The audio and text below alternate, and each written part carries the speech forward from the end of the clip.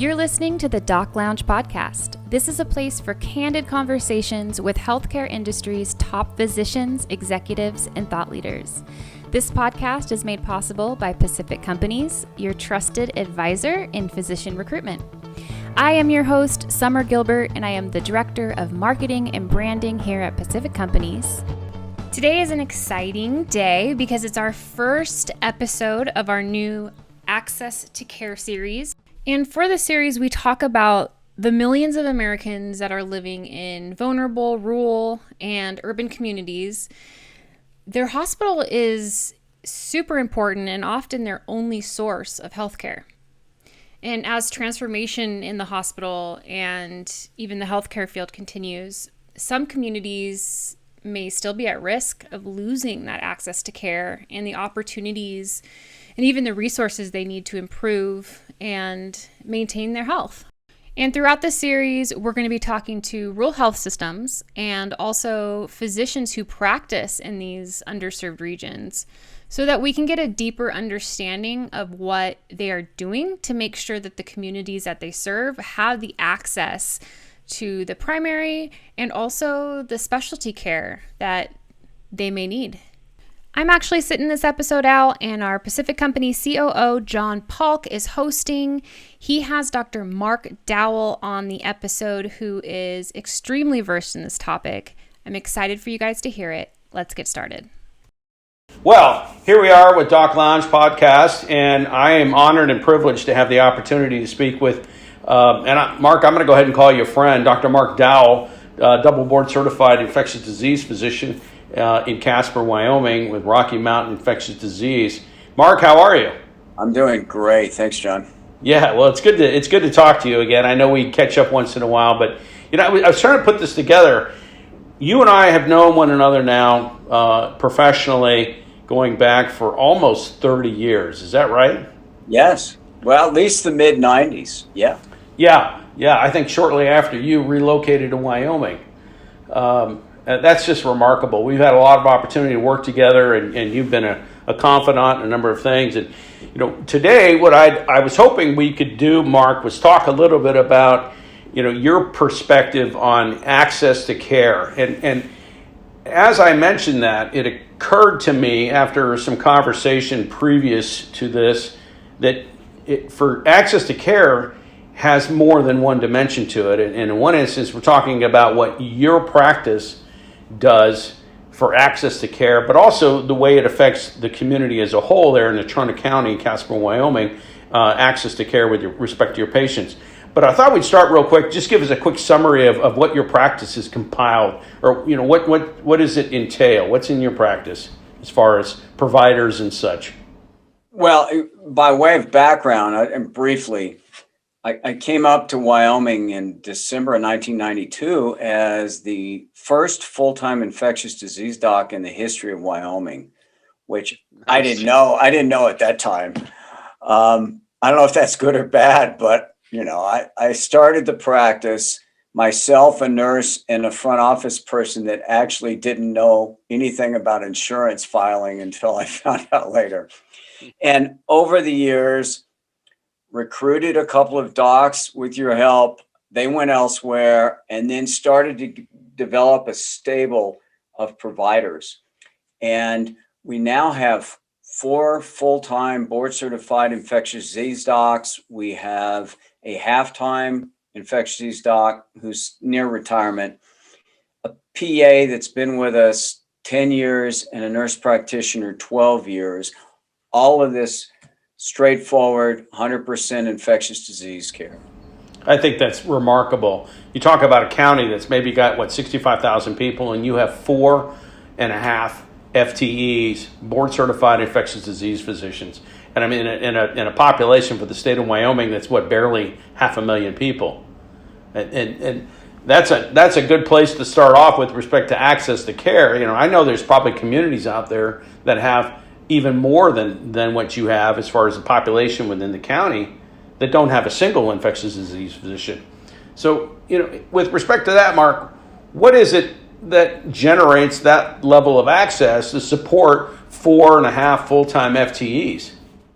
Well, part of it is you hope that you know what you're doing, and you create a track record that says, you can count on me to take care of your patient. You can turn over the infection management to me or my team, and you know it's going to be followed through start to finish.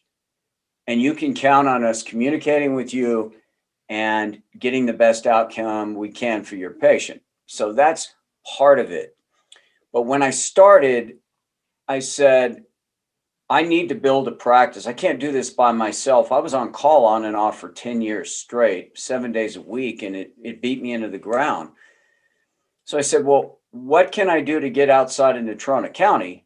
Because these little towns don't have access to guys like me. And how do I build those relationships, and how does it benefit the state? And how do I blaze that trail and set an example? So I said, okay, where are two places that are big enough to support a full day clinic? And identified one place that was 2 hours west and one place that was 2 hours north. Okay, Gillette and Riverton, I suspect, right? Well, how do I get people to send me patients? And I said, well, back then anyway, it's go up there, give lectures, because they're starving for CME and knowledge, and they don't know much about my field when you really get down to it. And so shake hands, make yourself available for phone calls, and realize at the beginning, you're not going to be seeing a lot of patients. Now, back then, the hospital flew me to some of these clinics, but then I started driving because the flights in Wyoming were incredibly bumpy, even 30, 45 minutes. I really thought I was in a popcorn machine. And what I did was I said, I'll see anybody. And that's been philosophy from day one.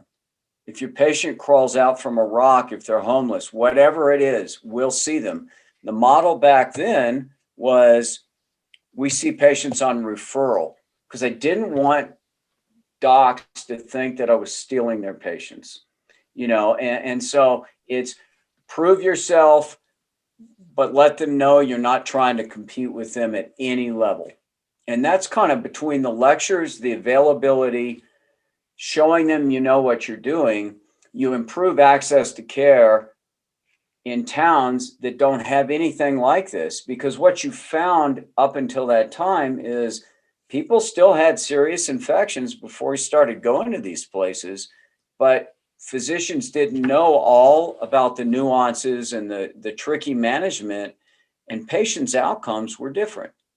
They were missing stuff. They were using antibiotics, not the best ways. And so they also will learn from you when you go out there and help other people. And it sounds sort of fluffy, but really when it comes down to it, if they learn how to use the antibiotics differently, they help somebody else. And when you say, I'm going to see anybody, irrespective of ability to pay, I mean, you have to pay the bills. I mean, you've got to practice, but they know that, and they send you the insured patients. But they also know that they never have to worry about it. If their patient needs you, they know you'll see them, and they're not going to hit a wall trying to get the patient into your practice. And that model, although you lose some money on those patients, the big picture is you get the volume and the reputation, and everything falls into place after that. And it got so busy that I would have full clinics twice a month in these towns by myself. And I would be getting up and starting at 8 o'clock and finishing at 5 and driving 2 hours on either side of that, and still trying to cover a hospital back home. But I hired a PA, Bruce, who helped cover some of that for me. And as time went on, we just grew and grew. And that access to care, those docs depend on us now, and they call us early instead of late. At the beginning, when you're teaching a state how to use your specialty, what happens is the patient's been messed with for sometimes months. And so you're trying to dig out of a bad outcome because they didn't have the care maybe that could have helped them more. But then you see this whole thing about care change, because then you're called early And if anybody's going to mess it up, you want it to be you. You want it to be your group and not sitting there second guessing somebody. So there's this fine line between saying, here, I'm going to educate you, doctor, about how you might do it next time and when to call me without hurting their feelings or making them feel stupid. And that's almost an art as a consultant. It's interesting. Absolutely. It's a model I've heard espoused in other areas, but as far as I'm concerned, you guys pretty much have a kind of a gold standard in my book as far as outreach. And for some of our listeners, they might go, well, wait, you got 4.5 infectious disease physicians for a population of maybe 500,000. You've explained some of that, but somebody who may not know any better would say, well, is there a high incidence of epidemiology, pathology there in Wyoming where there's a greater likelihood that somebody's going to have an infectious disease, or is it because of the outreach and the education that you've conducted so far over these years? Well, it's a little bit of both. Sometimes a minority of things are missed, and so they have us to actually tell them that, yeah, there's an active infection there. But when it really comes down to it, it's how you set your practice up to be reliable and to expand your services. We train, and it comes down to the other model is now we have a hospitalist model across the country. All right. So you have to build relationships with those people. And in the old days, they were private docs coming into the hospital all the time. So what you did with them is you built those one-on-one relationships and showed them that you had their backs. And that if they put a person in the hospital, you're going to see them in the clinic after they go home. They've got built-in care, so that physician does not have to worry about that. We carried that over to the hospitalist model. If you have patients with bloodstream infections, if you've got patients with fever and you don't know why, if you're just uncomfortable with the case, call us. And then we'll see them. And if they don't need us after they go home, that's fine. But otherwise, they can count on us seeing them in the office. So what you've done is you've automatically populated your practice from hospitalized patients.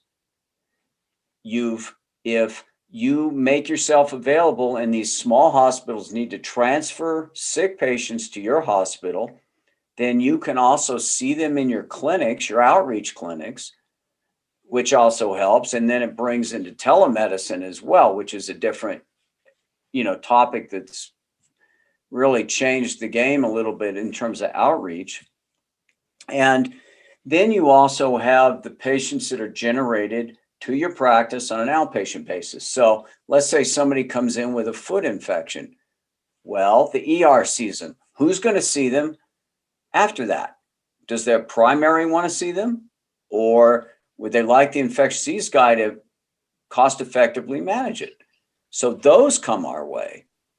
And so when you build it like that, you can support multiple providers. A point of context here.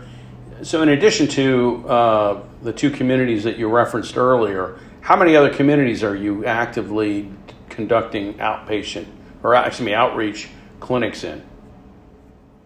We have actually also participated in clinics in Douglas on a couple of occasions. We used to go down near the Utah border when the hospital would fly us to Rock Springs, which is on the way to Salt Lake City.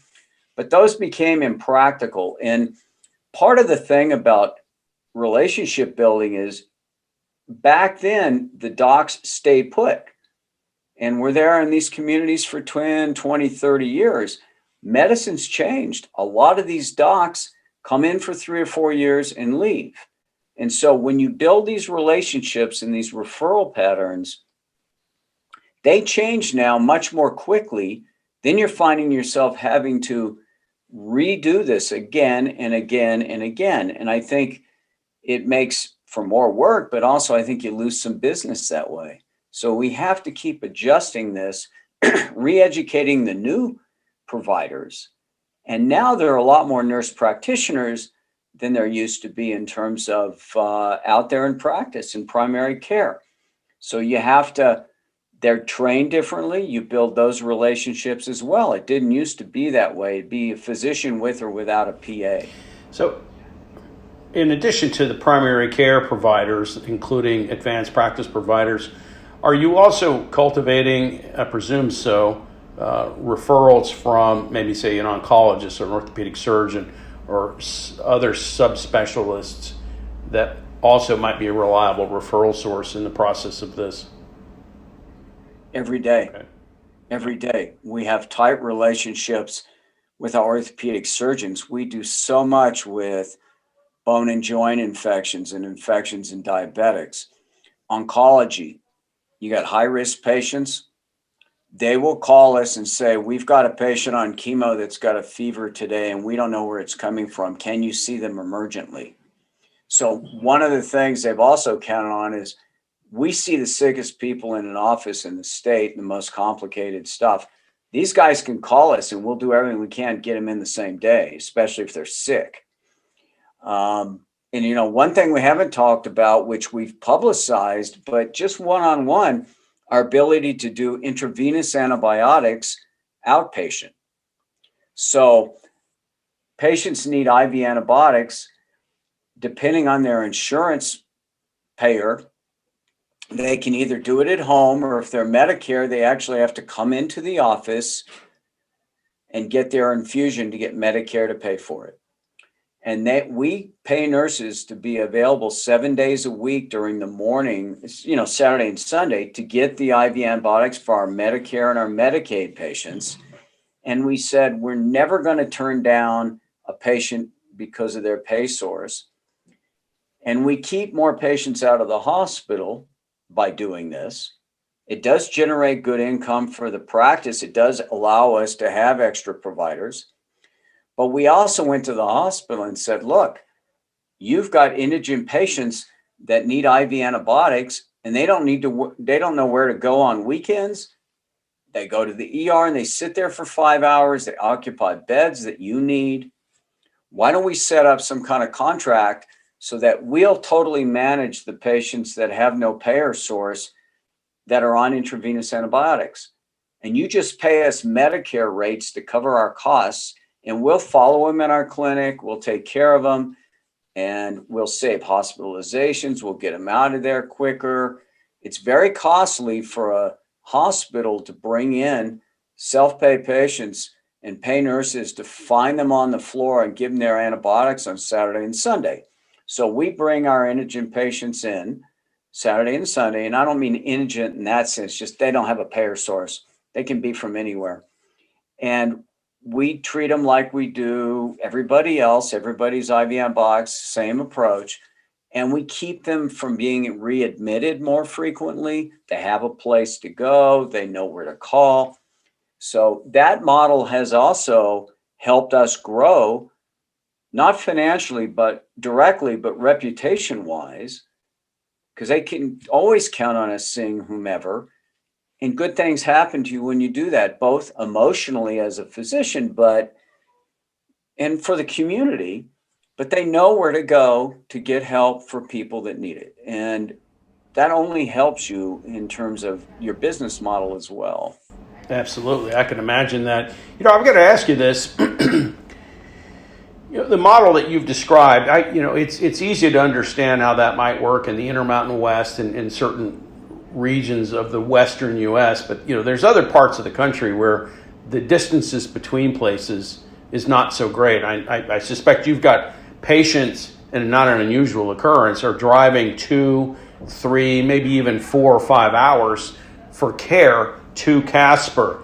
But is this a kind of a model that might work in another market based on what you're doing? I suspect the answer to that is probably yes.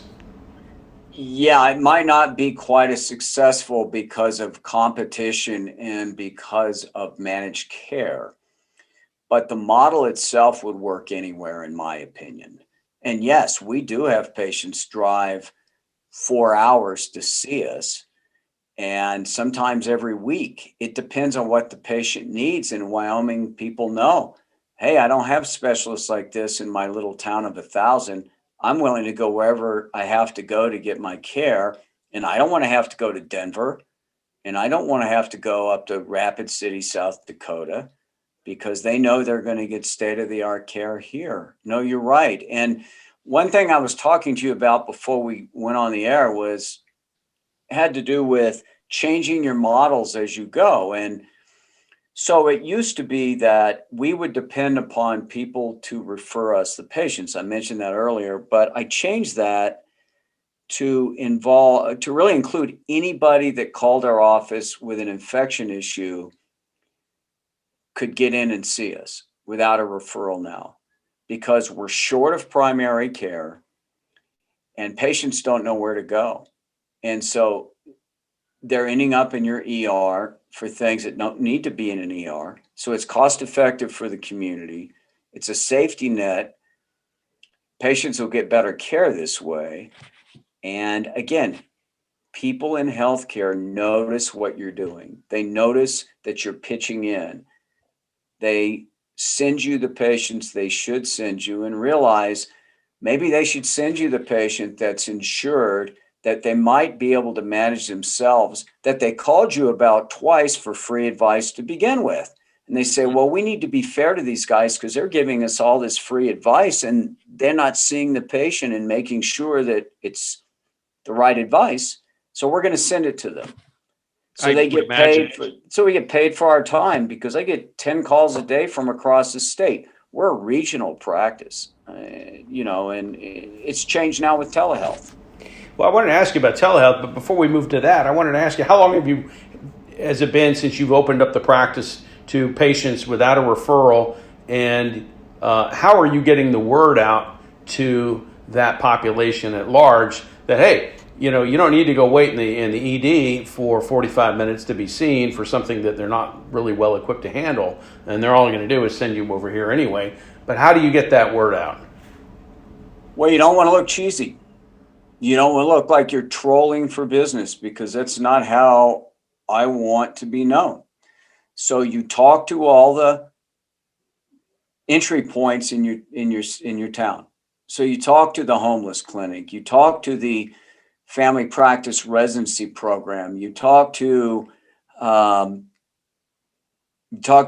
ER, you let people know that you're out there. And our reputation, COVID or not, is out there, known by the public anyway, and a lot of word of mouth stuff. And then we would just get cold calls all the time. I have a problem with my foot. I think it's infected. Will you see me? And in the past, we'd say, you really need a referral. But maybe 3 years ago, we said, there's a real unmet need here, and we're going to do this as well. And it also keeps your volumes up. And it's a different model than if you're in managed care. But there's no question that managed care tracks all the number of patients you see and all this stuff. Well, if you had a model like ours that said, we'll see every discharged patient with an infection that we've seen in the hospital in our clinics, then managed care, you would be a hero. As opposed to what happens in a lot of managed care, where they put the patient back in the hands of the primary care provider out of the hospital, and the infectious disease doctors don't see him in the office. And that's not a good model to me. Yeah, it sounds like it's you've enabled the system there in Natrona County and Wyoming at large to skew towards prevention as opposed to disease management in some small way. Oh, definitely. And about the telehealth real quick. So what COVID brought out as well is, what can we do with telehealth that makes sense? So what we said was, our clinics are so full out in these small communities that if we get a referral, we want the patient to come down to see us the first time, because we have to lay hands on them. We have to do a really good, thorough physical. We have to let them get to know us. And then after that, if it's, let's say we're going out to an outreach clinic every other week, then what we'll do is we'll see them on the outreach clinic the next time we're there, but we see them once a week. Let's say they're on intravenous antibiotics. We see them once a week. That week when we're not up there, we'll do it via telehealth. And that way we can sit there and follow them all the way around, and it works out really well. We're even looking at maybe doing telehealth in conjunction with hospitals in the state to help them with their inpatients that are sick and infected. Instead of them just calling us on the phone and giving us a short story and we don't eyeball the patient or anything and hoping we give the right advice, we're actually able to visualize the patient in their beds with the doctor there and talk about the case right then. And that's something we're working on right now. It'd be like a inpatient consultation. I'm sure that's being done. Yeah. Yeah.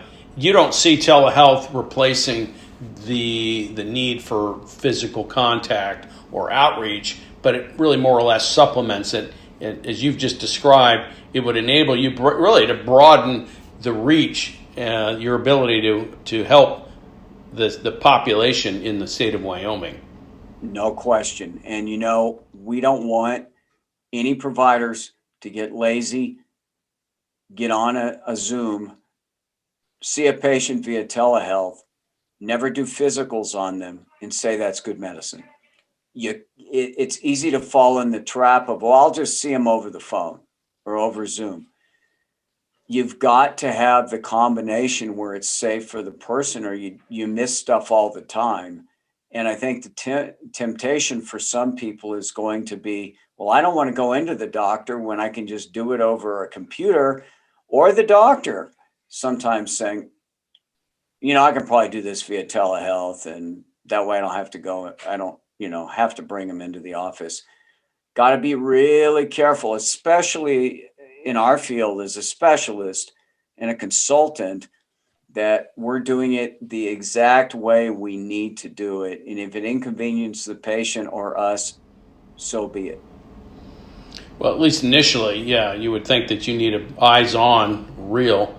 And I imagine in many instances, part of your population is not particularly well served by high-speed broadband internet.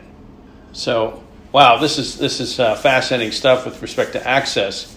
What else could you add about that? If I were listening in and I thought, well, gee, this sounds like a model that would fit us, what would you attribute to your success other than being available? I mean, you mentioned that, not to diminish the importance of that, but is there another key component to that? I guess it's the education and the availability. Well, education at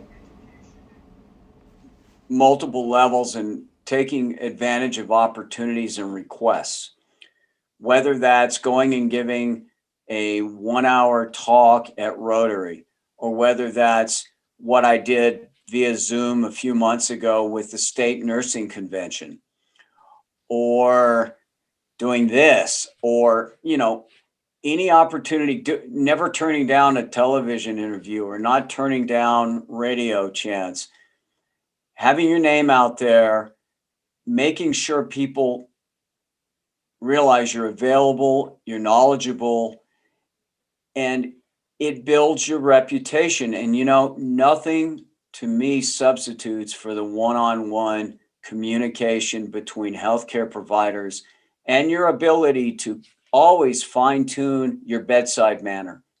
That's the other thing. All of us have, or a lot of us have, experienced going to a provider, whether it be a dentist or whether it's a podiatrist or a doc or anybody, where they're aloof, or they talk over your head, or they don't seem to care, or they seem incompetent and they don't get your confidence. So you have to look back as a model and say, am I on time enough? Am I delivering the information to the patients that they need to have confidence in you and get you and do what you need them to do? It's like the tough talks with the diabetics. Well, why are you eating Cheetos and Oreos all day while you're looking at a foot infection? Those kind of educational opportunities build reputation. So it's this whole combination in this world of texting. We got to be careful, even between physicians, because misinformation, and it's too easy to get out of doing things that way. So I think I got asked to talk at the American College of Physicians meeting for Wyoming last year, and it had to be done by Zoom. And I think there were only 10 people on the call. So what?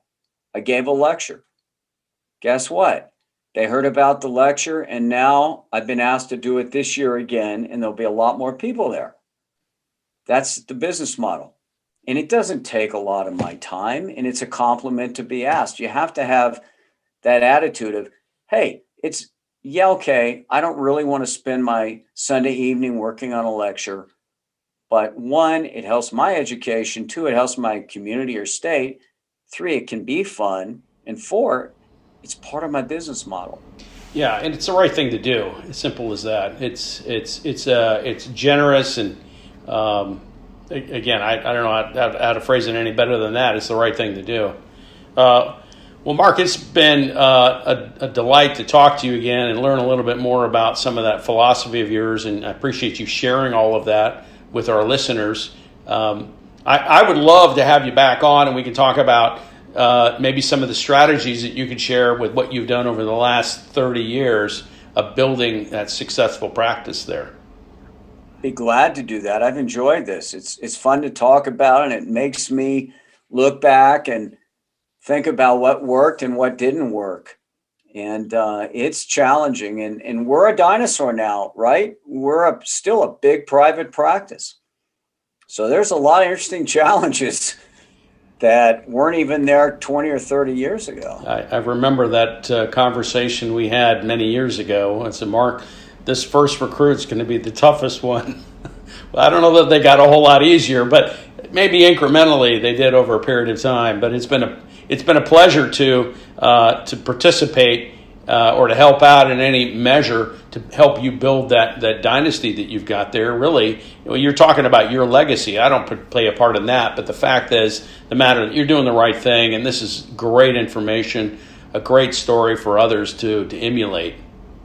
And John, I got to tell you, you've played a huge role in this because you helped me grow my practice. You worked with me as a colleague and a friend. You got to know me, and you got good docs in here that have made a huge difference. And you're never going to be 100% on who ends up staying in your practice. Anybody that says they can do that, run away from them. But we've had great success, and the docs are planted here. And so that's the other part of this, is that when you're growing a practice and trying to recruit to a tough rural area, you have to have expertise like yours to get them here. And you played a big role in this. You really have. Well, thanks for saying that. It is a source of pride when you can do that. And, I'll never be a clinician, and a little bit of knowledge can be a dangerous thing. But, you and I have become friends over the years, and it's rewarding to me at a number of levels to help see your practice continue to grow and thrive, and to, by extension, through your care and your leadership and the physicians and providers and the nurses that you work with that have in your practice are able to take care of the people there in Wyoming.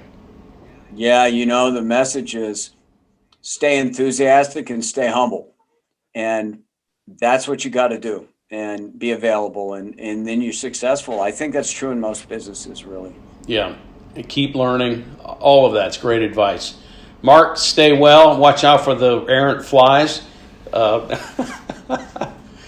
And let's get together again. And if you're ever out this way, a beer, glass of wine, or a sparkling water or something. But I would like to schedule something with you here soon, and we'll talk a little bit more. Sure, I like this. This would be fun. All right, great. Take care. Thank you.